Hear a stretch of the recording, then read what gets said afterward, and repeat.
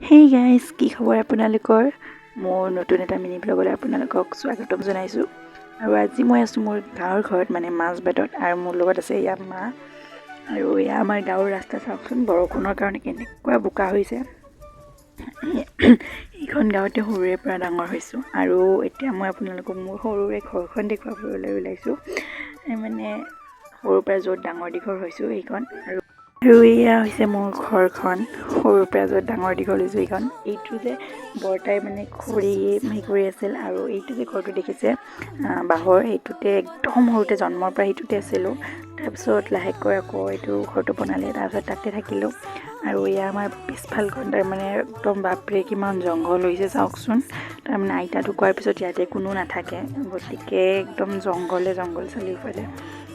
আৰু এইখিনিতে মই অলপ আৱেগিক হৈ গৈছোঁ, যিমান যি নহ'লেও নিজৰ সৰুৰে পৰা ডাঙৰ দীঘল হোৱা ঘৰ।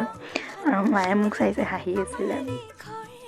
তো কিয় বেয়া নালাগিব কওকচোন, সৰুৰ পৰা ইয়াতে ডাঙৰ হৈছোঁ আৰু ইমান বছৰ ইয়াতে নাই, তো বেয়াটো লাগিবই। আৰু এয়া আমি ওচৰৰ বাজনীৰ ঘৰত সোমাইছোঁ আৰু বহি আছিলোঁ।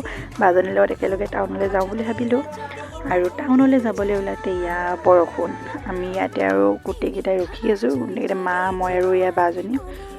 আৰু ইয়াতে ৰখি এতিয়া আকৌ গ'লোঁ, ভিজি টাউনলৈ গ'লোঁ। কোনোমতে বৰষুণটো অলপ কমাত ঘৰ আহিলোঁ, এই পেহীহঁতৰ ঘৰ আহিলোঁ। আহি পেলাই এয়া পেহীহঁতৰ ঘৰত চাহ খাবলৈ ধৰিছোঁ গোটেইকেইজনী। তো গাইজ, আজিৰ ভিডিঅ'টো ইমানেই আছিল। যদি ভিডিঅ'টো চাই ভাল লাগিলে তেনেহ'লে লাইক, কমেণ্ট, শ্বেয়াৰ, ছাবস্ক্ৰাইব কৰি দিব। Bye bye.